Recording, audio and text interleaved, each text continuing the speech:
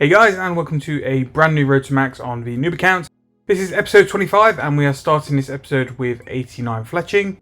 Fletching is something we've been doing now. We're sort of hounding through the onyx bolt, and as you can see by the info, we've got a nice big stack.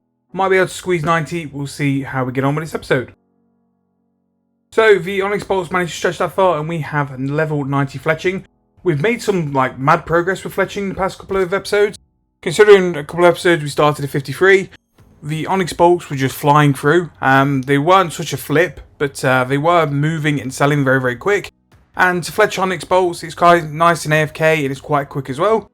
With level 90, we can now do dragon arrows. 95 will be able to do dart tips, and 90 is where we can do some decent scrimshaws. Nothing too major for fletching. I'm just going to continue buying onyx bolts when they're cheap and fletching them for XP. But I think at some point soon we will begin to utilise the onyx bolts for magic XP and just be able to do some enchanting, because while fletching is highly profitable, I think I was making something like for every 10k a couple of mil. Enchanting them will bring you even more profit as well, which is what we want on the account. Now, during this time, the Gifts from the Heart promo has now moved on, and the promo was something related to the stained glass windows. I can't remember the name, but it wasn't too good of a promo, but it gave you a chance to guarantee a purple, which is always what you wanted. It was the Hall of the Heralds, which I think I've got a video on the channel where we did a couple of loots, and it wasn't too great for XP, but we did get a loot there and a large star.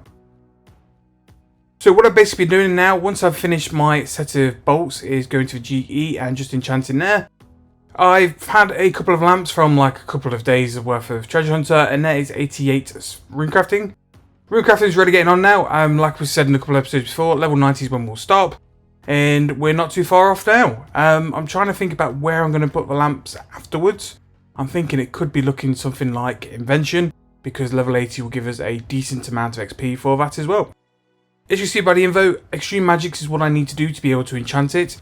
You get a nice level boost from those, so I'll keep those in the info. Silver hawks as well, and just sit away and enchant. While doing this, I actually got the chance to do a spin of the Vault of Riches, another promo, and we actually unlocked something massive. Now don't get me wrong, because I've got such a high invention level now, it isn't as big as what it used to be, but we unlocked the Spring Cleaner. The Spring Cleaner is a massive update for this account, and especially because we're looking to do Slayer for our stream and get to 99 Slayer, the Spring Cleaner will be massive to bring GP into the account, to break down drops, and basically it's going to be a nice big upgrade for the account when we're doing things like PVM, bossing and Slayer. I'll throw all the tight springs I've got from all these promos, the Christmas promo and stuff like that, so we can get back to level 9000 as soon as possible, and it'll be something we'll keep on the account forever. Now, because my invention level's high, I weren't too far away from getting the Spring Cleaner myself, but it saved me some components and it saved me some time as well, and it was nice to actually finally get it as well. But in terms of this episode, now we've sort of got our fletching out of the way, we've got a nice big stack of bolts to enchant, and hopefully we'll get quite a few magic levels. Right, so we made some big moves just currently, so I'm just about to finish the quest Watchtower. Now, I was only doing this for access to the Scabbard Caves, which was sort of midway through the quest, so it didn't take too much time. And that was because it has access to Cave Nightshade. Now, Nightshade is something which is used in Herblore and is used for weapon poison and can be very profitable. It's not produced as a drop, it's looted from certain chests in low numbers, but basically you need to pick it yourselves. So because of that, while I'm doing all this enchanting, I thought it'd be a decent idea to be looting Cave Nightshades while they respawn in the Scabbard Caves while I'm enchanting all these bolts, rather than me just out of the GE not really doing anything. But to do that, I needed to unlock it in Watchtower. By the time I got to Scabbard Caves, I was pretty much over halfway done, so I thought, you know what, I'll just finish it off. So this is me just finishing the quest. It wasn't too bad actually, even though it said it was a long quest. It was pretty chill. So here is me handing the crystals in just to the head wizard. Right, that should hopefully be quest completed. There we go, Watchtower is now done. 4 quest points, which is actually pretty big. 15k magic XP, which is nice, but it won't really do much. And 2 treasure hunt keys. 9 quest points, big gains. So I will show you why I've done this. I can get rid of that, get rid of that. So what the big plan is you need, the only items you need for this is some level gloves. It basically means that the Nightshade doesn't damage you. Quest requirements is literally just Watchtower to the point you can get this map, the Scabbard map. If you do not have the Scabbard map, you can reclaim it from one of the guards in the Orc City if you've completed the quest and got rid of it. If you haven't got it, you need to get to this point and you need it in your info, because basically if you don't, you'll just get lost. Right, so now I have actually got my bullseye lantern, that is also an item you do need. You do need a lantern, which is why I actually went to the G in the first place. So this cave here and the one in the middle of the city here, the one which just got the nightshade. So here you see the nightshade dotted around, actually quite a decent amount. Porters do work, which is very, very nice. It means we can extend an invo. So I'm going to go around and loot 7 nightshades. I think nightshades work out to be roughly something like 10 to 15k each.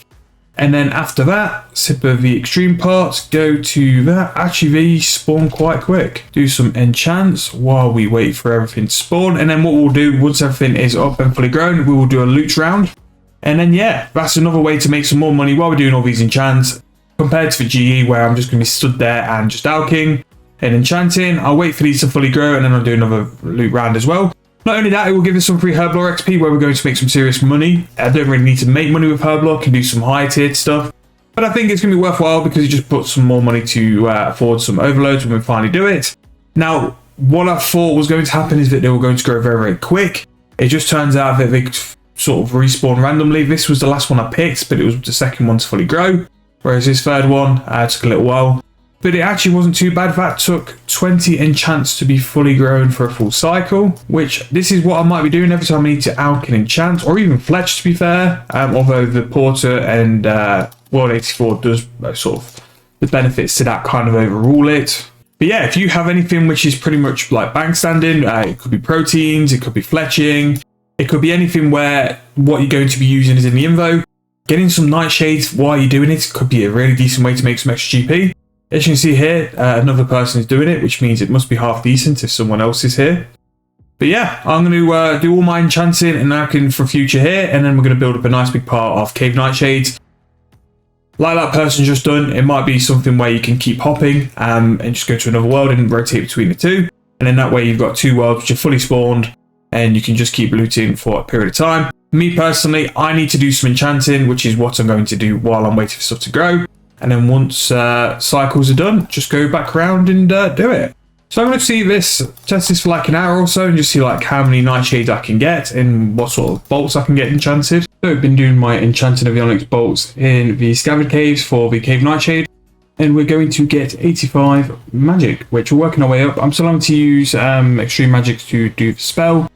But we're getting quite a bit of decent XP. And these nightshades actually aren't that bad. We've collected just under 500 now. And I think I've done something like 20k bolts. So I think I've still got another 1,000 to collect, which will be nice. It'll just bring some more money in. So we're making money through the enchants while training mage, but also getting some decent XP as well, which is pretty good. Right, so the other components of the weapon poison is coconut milk. So buy that. This will be quite expensive, yeah, because it's not something which comes in the game, which could also be a decent money maker. Right, let's just try, see what's I'm just going to cost. Right, so 15k for a coconut milk. Let's just check the price margin on that. Right, okay, so coconut milk has actually got a 5k margin, so that is something I'm going to buy low. And for a wild code. So if I just buy that 11001, I bought mid. So if I buy 1010, and this is what happens when you put all your money into onyx bolts. So we'll draw some coins. And buy K now, because I don't know how much of these I'll do. I can flip the coconut milk because it's such a high price. It's such a high flip, but also cocoa nuts. How much do those? Right, so they're 8k each. So in terms of the other 2 ingredients for the weapon poison, so we've got coconuts, which we can break open, and we can use the coconut milk on it. The shell, I don't think is actually used for anything, and that just turns into a weapon unfinished. So that is the nightshade and the coconut. And then you use the poison ivy berries on that, and then you will make a weapon poison free. So in terms of the price we paid for both of those, so the coconut is 8.2k, and we've paid 1.2k for the ivy berries, so 9.4k each. And then we are going to sell this weapon poison now, 9.4k all in, and that will sell hopefully. So we'll take 20% off, and that will be. So the final idea is with the use of a primal pulp and a poison slime, I can actually turn the weapon poison plus into the triple plus weapon poison, which will sell a bit better, but also give me some free Herblore XP. I believe it's about 900 XP per potion, so it's quite decent XP for how free it's going to be. So we're going to do that instead because I didn't want to waste time selling the plus potions when I can get the extra XP and probably sell them a bit quicker, making them into triple pluses. But I wanted to keep the clips before in the video because I wanted to show you sort of how I find these random flips. Sometimes you'll see in my G history that I just buy some random items for no reason. That's because I've tested the prices for a method and found out that something works pretty well. The coconut milks actually turned out to be a really good flip for a while, and I was making sort of 5, 6, 7 mil per 2-3 days, which was nice for a account like this, and it's nothing I'm really doing, it's just extra money in the info. But that is the end of this episode, that is the end of episode 25. Obviously in this episode we've done some fletching levels, we've got some magic levels, and we've also identified our new moneymaker in the form of enchanted bolts. Being efficient with it as well, and making sure that rather than just be sat at the GE, not doing a lot, we are picking cave nightshades to bring some profitable herblore to the account and also make a lot of money through that method as well. But I hope you guys have enjoyed. As you've seen, we are very close, if not already there, for 1,000 subscribers. So I'll be doing a video very shortly on the noob account about what we're going to be doing for the live stream. Obviously, before the live stream, we want to make sure we're all caught up with the road to max. So I think I've got something like 2 to 3 episodes left. And then I'll need to do quite a lot of grinding on the road to max to make sure it's ready to do what I want to do on that stream, which is looking like it's going to be 99 Slayer. Now that'll be a lot of quests, a lot of achievement diaries, and a lot of other stuff, and basically just a lot of prep, just to make sure we are ready and ready to go on the day we're going to do the stream. But that will be all contained in a couple of episodes on the road to max, and a single episode sort of saying this is our goals for the stream, which will be done very soon. But I hope you guys enjoyed. If you have, please subscribe, please like the video, and I'll see you guys very soon in the next video.